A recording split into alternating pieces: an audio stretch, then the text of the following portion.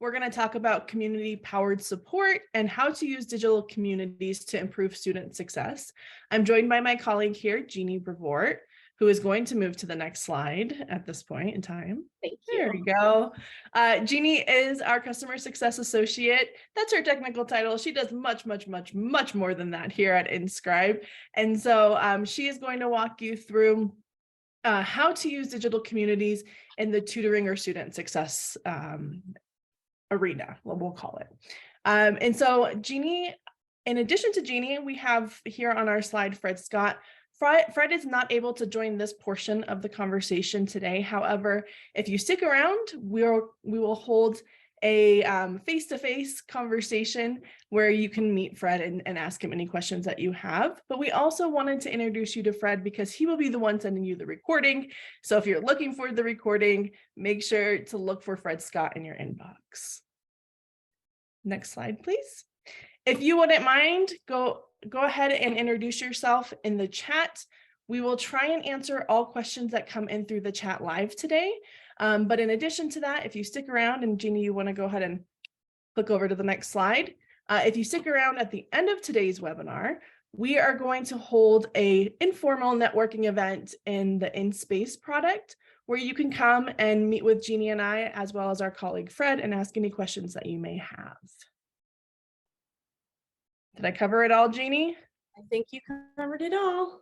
All right, why don't you go ahead and kick it off and tell us why we're here today. Okay, perfect.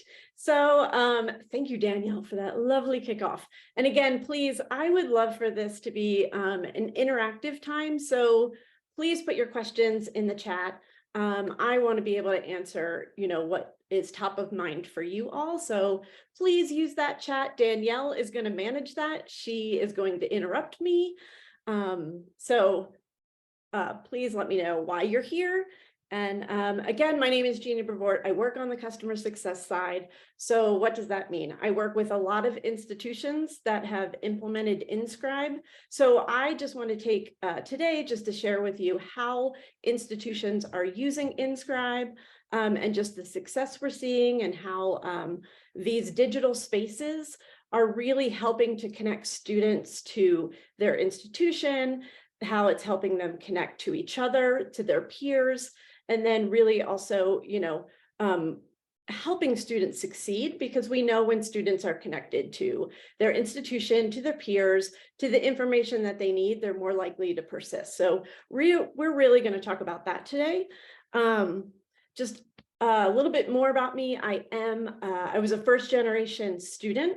So when I got a job with Inscribe or found Inscribe, I was just super excited and passionate about working here.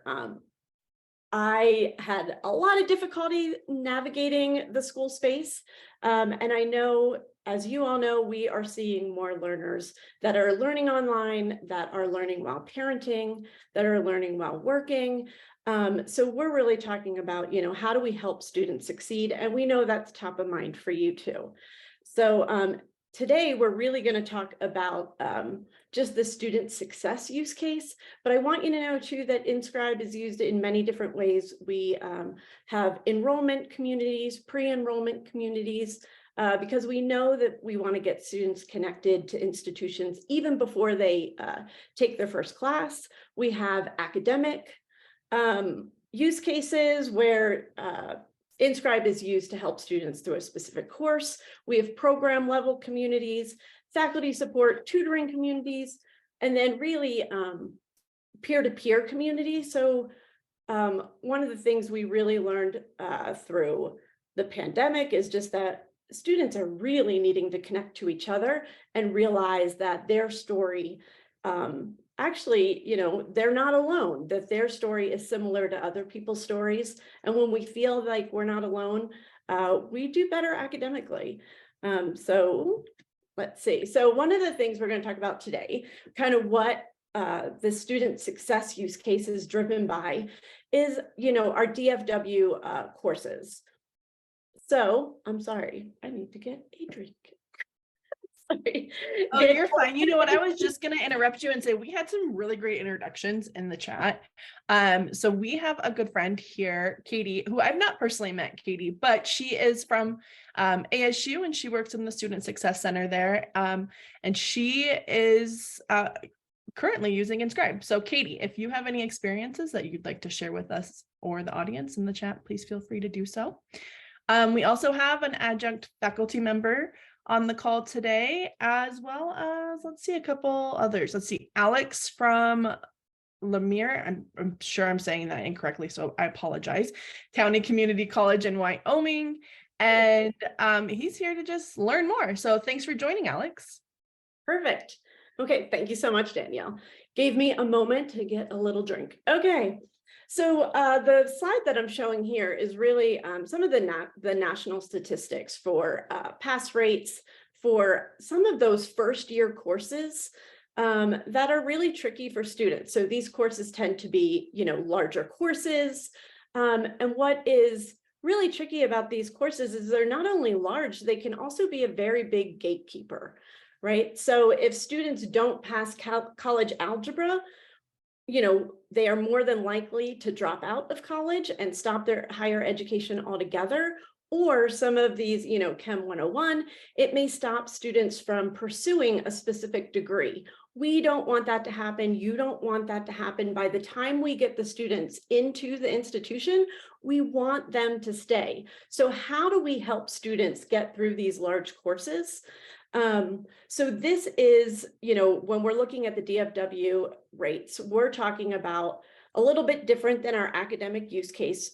These student success communities are really set up to say, okay, there's a lot of, courses or a lot of college algebra sections. So how do we tie all these sections together where we can better support the students? So a lot of these communities have TAs or tutors that are collectively helping everyone that's taking that one course. We are able to create a community and have that one community support all the students in a college algebra course or a Chem 101 course. So again, you're really leveraging your support systems that are already in place and to help the max number of people possible. So that's really what's driving some of these use cases. We know that, supporting students is a shared responsibility.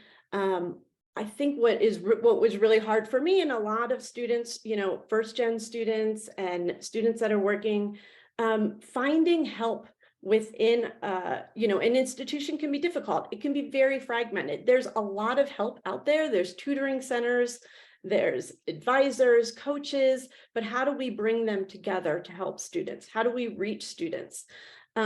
Students often need help outside of the traditional 9 to 5. And then, really when you think about the support teams are overwhelmed. It's really expensive to support students. And the number of students that teams have to support is overwhelming. So how do we make it more efficient? And then really, we know too that when students do get help, that when they're more engaged, they're more likely to succeed. So what is a student success community? It is, for Inscribe, that is a virtual space where we bring together students, peers, advisors, coaches. And again, it can be academic, so it could be a college algebra course, or it could be a space that is more for answering questions just regarding all the information that's coming out about, financial aid and clubs. So it's a safe space for students to ask questions. When we go through a little demo, I'll show you how we let students show up, how they're most comfortable. The one thing that I think that we get asked a lot is what separates Inscribe from Discord, from Facebook, from Slack, all of these, different options that students have. A lot of the reason people really like Inscribe is, one, it's connected to your institution. We're not asking students to leave and, go somewhere else. InScribe is meant to plug into where your students are. So we integrate into wherever you are. So into the learning management system, into a portal, onto a website. We set up single sign-on, so we don't want students to have to manage another set of credentials. So really that's important, because when students have a question, they want it answered quickly. They may be frustrated. We want InScribe to be really connected to you. How that also helps you is that you are able to monitor these spaces. You're able to see analytics. You're able to see what the students are asking and where they're struggling, what questions are coming up over and over. And all of that is tied to one space. The other thing is InScribe, it has some technology built behind it, so it becomes a knowledge repository. As your community grows and continues on, we store all of the answers and questions asked within InScribe. So, everyone is familiar with the scroll of Facebook. You ask a question, and that question is gone within a few minutes, and you could it's very difficult to find that answer or even that question. InScribe is built when students begin to ask a question. We are going to look up other questions in the community and try to bring those back up to students to say, does this answer your question? So really our goal is to get students to the answer quickest, not to keep them on scrolling. Right. So that's what separates it a little bit. Danielle, how are we doing? You are doing great. I think you mentioned a couple of things that, as a mother, I have a 17-year-old son that's getting ready to go to college in a couple of months. And he has been telling me about his experience enrolling into college. And one of the things he shared was, Mom, they have this single sign-on, and every product that I have to go into is automatically entered in, because I don't have to remember the username and the password. That seems so important to this child. Now, let me tell you, there's other way more important things to think about when you're enrolling into college, but that was really one thing that he grasped onto. It was like, having that single sign-on is so important, because we have so many usernames and passwords to log into. We don't want to think about that. What's the password? How do I get in there? It just blocks people from support, right? Yeah, and especially when students need help, right? By the time they're ready to ask for help, they are looking for the answer right away. So what do students want? They want the help. They want to be able to get help anytime, anywhere. I am going to date myself, but when I was in college, I was remembering I was out for a walk yesterday, and I was like, I remember being in an English course. It was one of my first courses. And back in the day, there were, printer areas. You could go and, your computer lab. Nobody had their own computer. So we went to a computer lab. Well, it was when they started charging for printing. Mm-hmm. And the free printing lab was out of ink. I had nowhere to get help. I had no one to ask. I dropped the course. And I just think about students, right? Like when you're frustrated, you don't know what to do, you panic. And I was thinking about that, and I was like, oh, if I would have had a space just to ask, right? And students would be like, oh, you should go to this location, this computer lab to print. Now they can just submit in their LMSs. Totally different. But students, when they have questions, they want them answered, and they have a lot going on. So they want a simple approach to support for any questions that they have. And something that we've really learned, since the pandemic, students want to connect with their peers. They really want, to learn, does somebody have a similar background? Is somebody else in this course that has the same challenges that I have? Because I know if they're going to make it through, then I can persist too. So that's super important. But then, of course, what do institutions want? Of course, we want students to succeed and persist, because it is, cost effective. Once students are there, we want to keep them in those seats. We want to increase students' sense of belonging and overall satisfaction. The other things is we really want to gain insights into what are the challenges that the students are facing. Is there a particular part in this course where there are more questions. Is that an area where we need to, maybe focus our content and change it a little bit? But we also want to improve the efficiency of support teams. Again, support teams are overwhelmed. So how do we remove questions from that one-to-one email? You get the same questions over and over and over. If we are able to put questions in a community where everyone sees the answer, then the support teams are really just being more efficient and reaching more people. Jeannie, can I stop you? Can we pause for a second? We have Yes. a question in the chat from Katie at ASU. Do you have any ideas or best practices that you've seen to get people engaged in a new Inscribe community? So they have one, obviously, where people are looking, but they're not engaging or asking questions. What could they do to spark some involvement? That's a great question. From ASU, Sparky, I like what you did there. Katie, I don't know if you did that on purpose, but let's spark some engagement for you. Yeah, I think one of, really when you first set up your space, it's very important that students don't enter a empty space. So we always work, when we are working with setting up the communities, we work at finding, hey, what are the questions that we already know are top of mind for students? There's probably, 8 to 10 questions that come up over and over. Let's preload those questions into the community. So when a new student comes in and begins to ask a question, that it's already loaded in there. And that will be more relevant as I go through the demo. You'll see how those questions are able to be found once a student starts to ask their own question. The other thing is we have a poll feature. Sometimes when students are new to Inscribe, they're a little shy. So we built a poll feature within Inscribe, and some of the things that we've seen a lot of success in, especially in a math course, is, creating a poll that says, when was the last time you took a math course? And you have like one, I took one last year, 1 to 3 years, 5 to 10 years. And, I know somebody put like in a galaxy far, far away. I was told I'd never need math again, and students are able to easily engage with a poll. They're able just to vote. And it's kind of their first entry in. So it's like dipping their toe in. It's a low barrier entry where they're like, oh, but then what they're also seeing is, oh my gosh, these other people in this community are similar to me. They have the same, background. They haven't taken it in a while. Some of it is, let's really dig into that, that being authentic, like who's nervous to start, like, or what are we nervous to start about? Like, finding answers and just putting those poll questions out there, and then students can easily vote and participate and then are more likely to come back. So those are some of the suggestions I would have.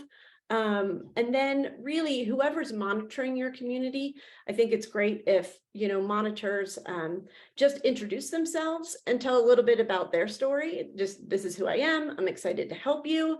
This was where I went to school, where are you from? And just ask questions back. So then students are able to answer questions before they start asking their own. So I hope that's helpful. You can also reach out to me. That is what I do. I love engaging students, and just really our goal is to create a safe space, right? So a lot of these students are shy and reluctant, even within a classroom. You only have so many people that will raise their hands. So how do we really hear from more people?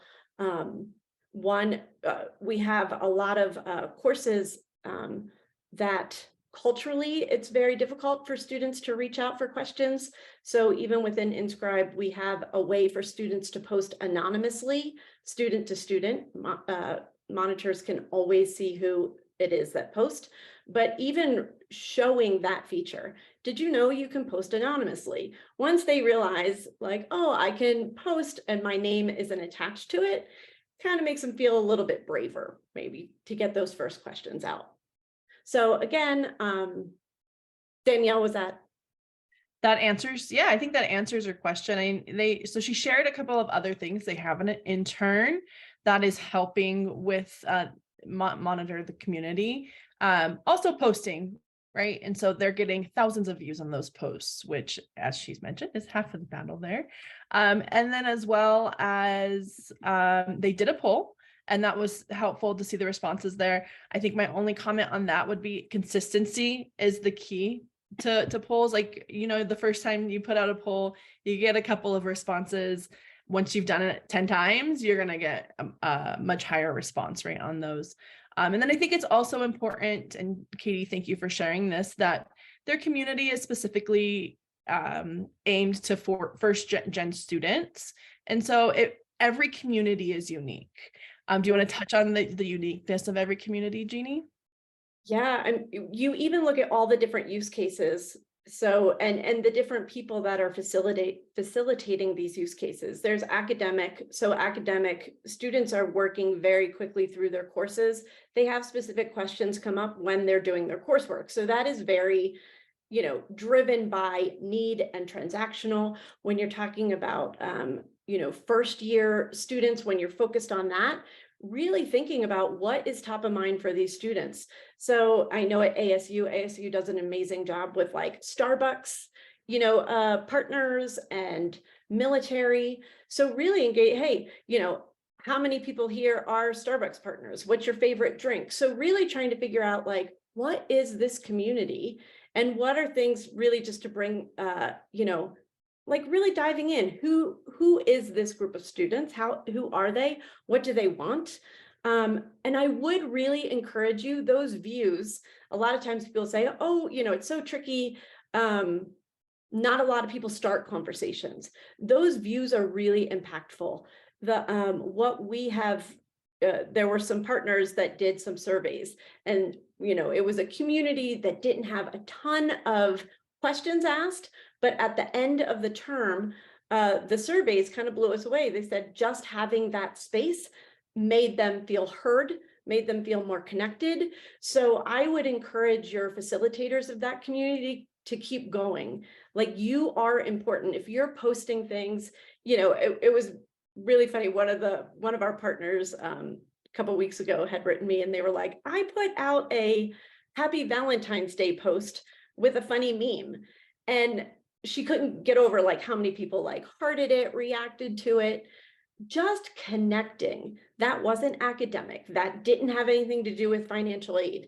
Students are real people. They have other things going on beside their courses. So again, just engage them where they're at. Realize that there's, you know, sometimes people just need a good meme, a good, one of the things that I think always brings out people is sharing pet pictures. Mm. That is one of probably, you know, people just want, even if you don't have a pet, you're like, oh, can I just see a dog? Can I just see a cat?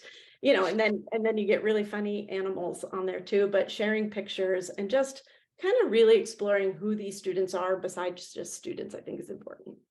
I want to quickly acknowledge a comment that came in through the chat, and then we probably want to move on along so that we can get to the demo portion. But thank you, Matthew, for sharing that communities are for lurkers too, right? And so although they're not engaging, this information is super important to the success of lurkers as well.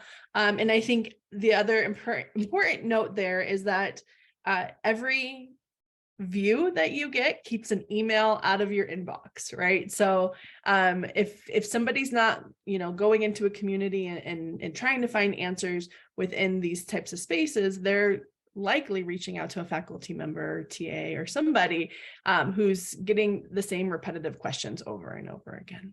Yeah. And again, that's why it is really important to like your support team, what questions are being asked over and over. Let's load those into the community before students even get in, so they're pre-populated, because we know we're going to get those emails, right? So let's just go ahead and add those in there. And was it Matthew? I love the lurker thing. That was that was a term I used and I was like, oh, I probably shouldn't call people lurkers. But it's true, lurkers are important, and we value that at Inscribe because we know if they're seeing the question, they're getting the answer. So I'm a proud lurker, so I mean, I'm a very proud lurker. Let's go. Okay, yeah, real quick. So you know, we've kind of talked about this. So Danielle is going to put some case studies in the chat, but how does a community help? So these are just some figures that we have pulled from case studies that were done from institutions that were using Inscribe. So institution, saw an increase in course completion rates, 8.5%. That's huge, right? So 8.5% of those people were, they were moving on. They were going to continue, which is huge. Something important to you is the decrease of individual support, right? Yes, we want students to succeed, but we also know that supporting students is very expensive and time consuming. So to have an 80% decrease in support, and again, there's a question in the community and more people are learning the answer versus the one-on-one. That's something that is valuable to us, and I'm sure that's valuable to you. How does a community help students? With Rio Salado, we were able to do a case study with them, and their students reported a 40% higher sense of belonging and peer engagement. And Danielle, do you remember how long that first? It was a few weeks. So within a few weeks of having this type of community, students reported back that they felt like they were more connected to their institution and to each other. So that was very important. And then for you, if you do something like the Net Promoter Scores, we've seen it increase those. So I am going to, real quick, where am I? Stop sharing. I am going to give us a little tour of Inscribe. Sorry, Danielle. Sorry about that. No, you're fine. Take your time. Perfect. So with all of that and all those questions, I just wanted to give you a tour of Inscribe. So what we are looking at right now is Inscribe launched out. So this is really outside of the LMS, students are able to launch out and view it on a web browser. But again, Inscribe is meant to plug it into your learning management system, and I'll show you how that looks so students can work right within their courses. And again, if you have that like large chem course, you can have all of those sections tied together. So you are just getting the benefit of, impacting more students with the less number of modern monitors. Jeannie, I just want to add real quick, because you did mention this, the impact of meeting the students where they're at is huge. And so you've mentioned the integration within the LMS, but we want to meet students where they're at, whether that's on a mobile app, on their phone, on a website, right? And so we can integrate directly into websites, portals, LMS, the mobile app, as well as courseware integrations. And so we have a webinar coming up in next week, I think, actually, with zyBooks. So the communities that you see here today are standalone. However, we can integrate into zyBooks, Lumen Learning, all kinds of different courseware products as well. Thank you for that. And yes, the mobile app has been just a really great addition. Again, students, have their phones with them at all times. One of the features I'll show you in a bit is we have a live session feature, and it's fun to talk to institutions, and they say students are getting a notification that there's a live session, and while they're working, they're putting in their headphones and they're joining the live session just to listen in. So I'm going to give you a little bit of tour and just show you some of the features, not all of the features because there are several. A lot. So right here, this would be branded for your institution. And then the course that I'm in is college algebra. So we're talking about, one of those first year courses where there is a lot of questions and a lot of people. And it's super important that students are, working through that. You can see over here, we have the moderators in the community. And then what we do is we organize, this is the homepage. So we kind of set up a section for meeting your classmates. Again, important for students to know that they're not alone in this space, that their story is similar to somebody else's. So you can see even right here, I'm nervous about math. I'm excited for this semester. I think it's funny just to get all the different, emotions and then just where people are coming from. And then we set this community up by week. InScribe is very flexible. When I work with an institution and with a group, as you know, we're getting prepared to launch, we really help you set up your communities. It is very easy to change things and update things. We created topics for this one, very easy to add topics, remove topics that are specific, again, to your community.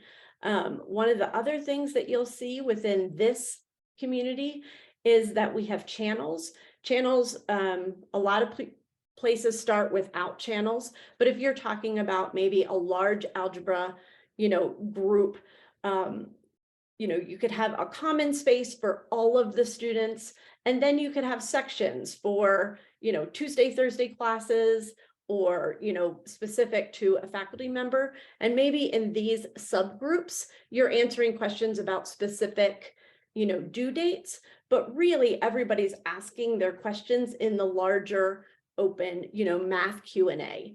Because, as students ask questions, we want, people to see the answers.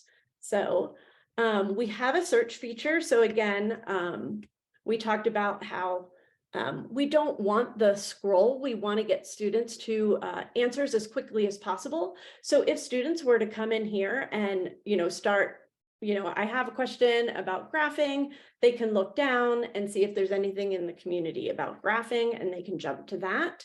They can browse by topic. If you all know students, which I assume you do, not all students are just going to search. They're going to go ahead and start a conversation. They want their questions asked or answered. So they, as they ask a question, they're going to start their question. Again, this is the thing that really separates InScribe from just, those Facebook groups or Discord. We have that technology assistant, and this is to help the moderators, just remove questions being asked over and over. So if I were asking a question about graphing, I could say, oh, look, right down here, graphing, piecewise function. I can preview that and I can say, oh, does this answer my question? I could join the conversation and jump right in and move to there. If that doesn't answer my question, I can go ahead and ask my question. But the goal is, if there's already a question in the community, we want to get students to that conversation as quickly as possible. So the other thing, we talked about how students show up in a community. We default all questions to members. So that's everyone in the community is going to see your question, is going to be able to see the answers that come in.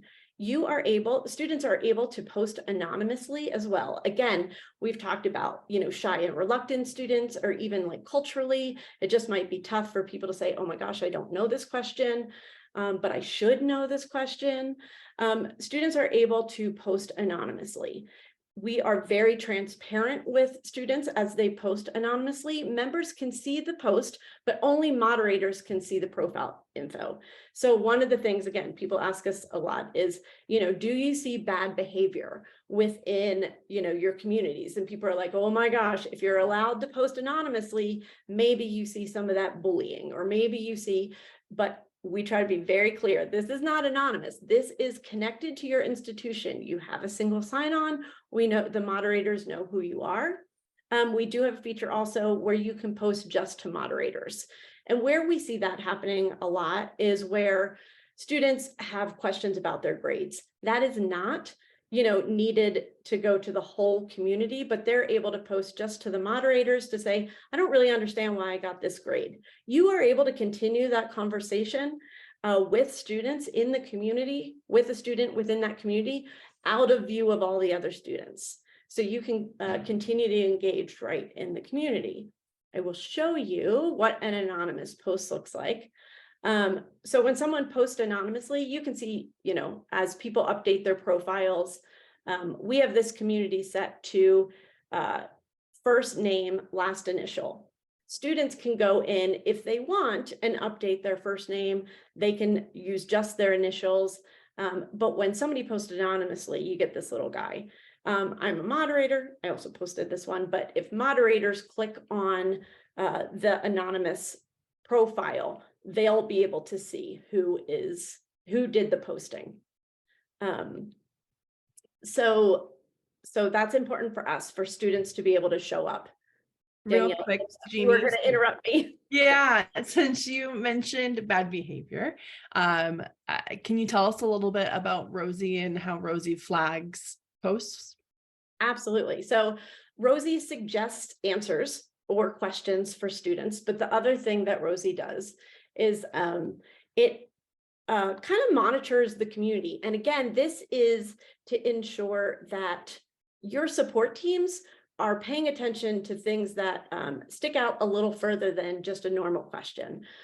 So we have a flagging system that Rosie manages. So for the technology piece, it runs all post questions answers through a sentiment analysis. So if you use stupid or a curse word, or even, I'm stuck, I'm frustrated. So anything that has just this, it's kind of this elevated emotion, then Rosie is going to flag it. So I'm a moderator and I was able to quickly go to these flagged posts. Something that's important to know is that a student, when they post and their post is flagged, they do not know that their post is flagged. Our goal is to get information quickly to the moderators of a community. Our goal is not for Rosie to determine, this does not belong in the community and hide that question. So a student doesn't know when something's flagged. When something is flagged, all the moderators in a community are notified. So if I was a moderator for this community, I would come in and I would say, okay, why, this is stupid. What are the details? Possibly negative. So Rosie flagged it for being possibly negative. And, you are able to say, okay, I can clear that. That's fine. I'm going to respond to them. But again, it gets you to that post quickly. This person was obviously frustrated. So I can clear the flag. I can continue to engage with them there. The other thing you can do, if this was negative and they're using, some bad language, you're able to move things. You're able to say, you know what, let's move this into a moderator space. So you're going to move this post into a moderator space and you're going to write the student and say, hey, I understand that you're frustrated. What can we do? Here's my information, reach out to me. Let's continue the conversation. Or you could say, would you like to reword this? This isn't, we understand that you're frustrated. We want to give you a chance to reword things. So there's that option. The other thing that you can do too is, if somebody, and we don't see this, actually, I've seen it once in the 3 years that I've been here. Somebody was frustrated, it flagged, the moderation team, went to engage them, but by that time they already, did another post that was inappropriate. So they moved those both to moderator only. They quickly went to the student's role and changed them to a viewer. So that student could continue to view the community, but they were no longer able to ask questions. They could only view the material. So, and again, that gives you that opportunity to say, hey, we need to have a larger conversation here. So you're able to change roles. You made such a great point. I associated the flagging or the notifications from Rosie to bad behavior. However, I saw one of your posts there was, I'm stuck, right? I am having trouble. What can I do? Can somebody help me? Inscribe and that flagging system can help tutors, student success coaches, whoever it may be, identify those students that really need the most support, right? Is it Michelle there? I would personally, if I was a success coach, I think I would go and reach out to Michelle and spend my time trying to nurture Michelle versus those students that are coming in here and finding answers right away and not necessarily needing the one-on-one student success support. Yeah, you're absolutely right, Danielle. And I think something that's really important, like we talked about that statistic where, this actually lessens the amount of support that support teams need to give, students tend to answer each other's questions. When we did that, it was 80% of the time, and that was in a tutoring space for different courses. Students were helping each other. So what that allows the support team to do is really follow up with these students. So a student could ask a question and it can be very specific, like, I'm just not sure if, A or B is the direction I go. And another student could come in and say, hey, really, I did this and, I had, look at B, you want to follow that string. But then these that are like, I'm stuck, I'm frustrated, that's the students that you really want to touch base with, where you're like, they are on the verge of quitting. You want to get to those questions quickest. So yes, that is very important for, and that's the idea behind that flagging system. We want to get those students help right as quickly as possible. Katie shared in the chat that they're launching one for their Black inclusive students. And having those flags is a great way to show, some of those students that just need some extra TLC. But infinity groups is a great way to set up support systems. Yeah, that's a great, so right now, again, I am in this kind of, academic space where it's not necessarily the faculty that is monitoring. This is more TAs, different coaches, that kind of space. But Danielle, that's a great point. One of the other, let's see. Coaching and success. So not all the communities, again, are academic. So this coaching and student success space. So real quick, can I pause you for a second? Because you did a lot of scrolling. And so I could imagine that people are like, whoa, that's a lot of scrolling. I think it's important to note that what you just did is you swapped from one community to another community. You would, all of our audience, if they were to use something like Inscribe, would not have that many communities. These are just our demo environments. Yeah, these are demo environments. But for a student, they could have, a different community per course. But then, there's also this is a coaching and success community. And as Danielle was talking about, you're able to create these affinity groups. So, if I'm an advocate for diverse abilities, you can have these groups that are open for students to find. So, again, this is the larger group, but I want to join this group. I also want to join the student parents group. And then within those spaces, they're a little bit separate. You can continue to have conversations that are important to you. So that's when these subgroups and channels are really important. So yeah, I love that. And again, this community is really set up, not really for academic. This is really connecting students to, experience of a first generation student, really trying to meet students where they're at outside of just that academic space. You can have, so again, students can create these conversations. Moderators are able to create resources, and resources can say, this is financial aid, this is where you get questions asked for, or this is where tutoring is. Resources for moderators have these images pull through. The idea is when a moderator posts a resource, it's something that students are going to refer back to often. And also it comes, with these images that pull through, because we want them to be more engaging, a little bit more engaging. As students post, they can absolutely add images. So this is when we talked about, like, when you introduce yourself and add a picture of your dog, introduce yourself and, add a fun meme. So you can add images, you can add videos, links, code blocks. Anytime you see these 3 dots, you have more options. You can upload files, you can style all of your posts. Again, you can include a poll in your post. So students can absolutely add pictures, add videos to help each other, but these resources are reserved for moderators, those important pieces of items that students want to refer back to often. So that's anything, Danielle? Katie just shared that they had one large community and the It worked better with the affinity groups. They seem to be getting more traction and involvement in those. Yeah, I think, what's important is a lot of times how what we think is important to students isn't always what's important to students. So a lot of times we'll encourage people to start with one larger community. And so one of the things we haven't touched on yet is those analytics. It is important.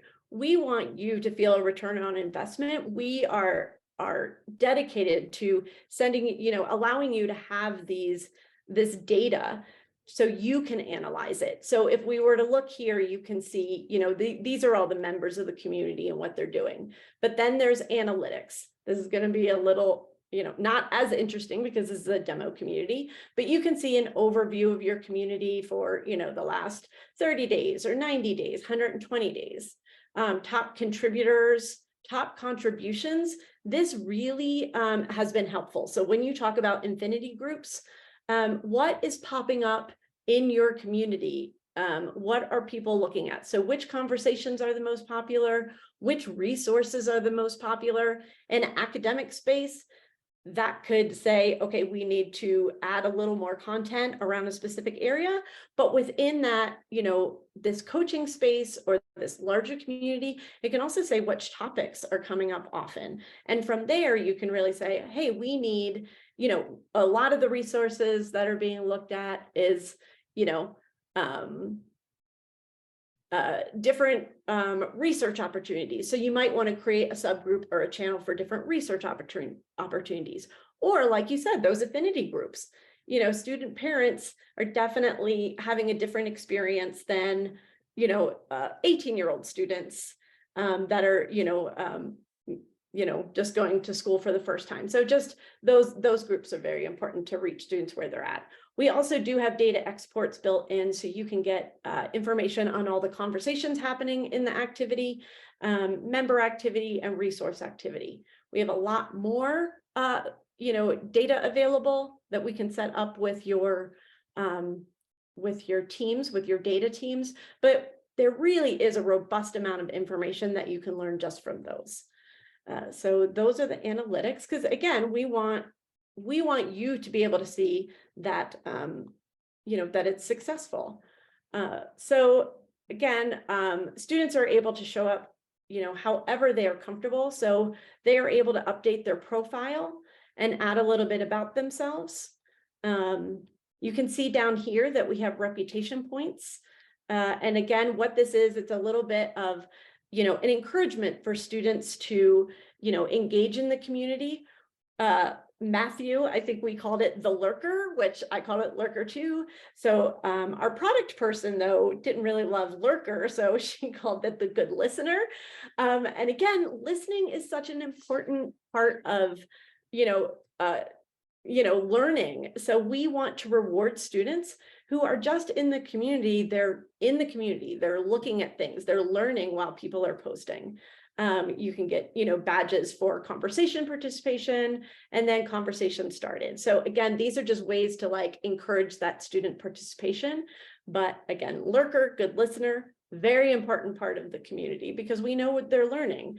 So, if you're looking at, if this was a question, it got 139 eyeballs on it. So, just looking at that and saying, who did look at this?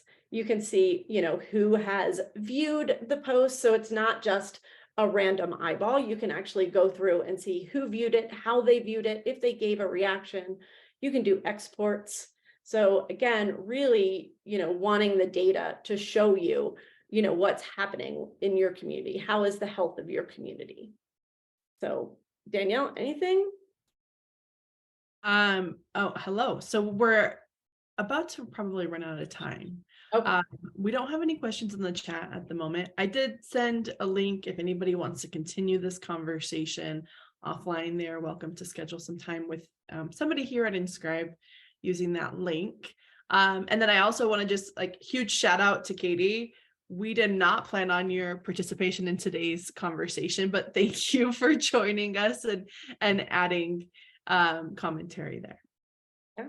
So I will really quickly, just the live session piece is pretty important. We do have a live session feature in InScribe. The idea is we want for students to have the opportunity to connect. We did not, build a separate video conferencing tool. We know a lot of schools already have something they use, whether it's Zoom or Google Meets or Teams. So you're able to create a live session, and whether that's around, hey, we're going to do, just a meet and greet, or we're going to do a live study session, you're able to create a live session, put a meeting link in. We have found this to be very successful.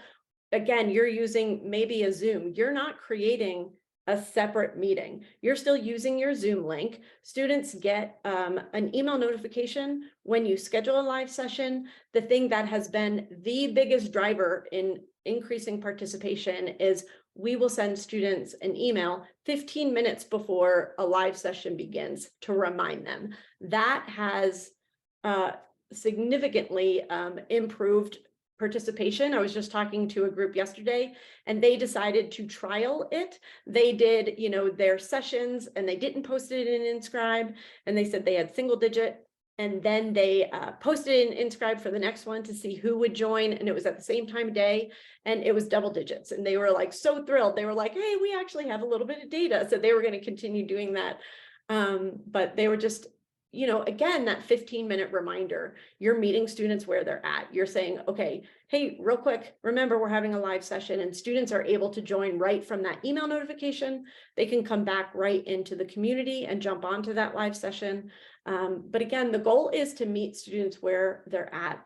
The goal is to, those DFW rates, like we want students to persist. These communities help peer-to-peer engagement. It also helps your support teams just be more effective and efficient. So perfect. So Danielle, I know we're supposed to jump over. Yes, so if you wouldn't mind going back to the slides real quick, we have an upcoming webinar. If you really enjoyed today's conversations and you'd like to hear firsthand how some of our partners are using InScribe, please join us next week, Thursday, April 6th at 11 a.m. Mountain Time, to hear from Dr. Peterson at WGU, Phil Miller at ASU, Ryan Muth at ASU. Katie, you might recognize some faces on here. And then our good friend Samantha at Zybooks. They're going to talk about how virtual learning communities can be used to support students, improve engagement and outcomes, and really just save time for faculty members and other supports within the institution. So I'm going to drop that link in the chat here. And then if you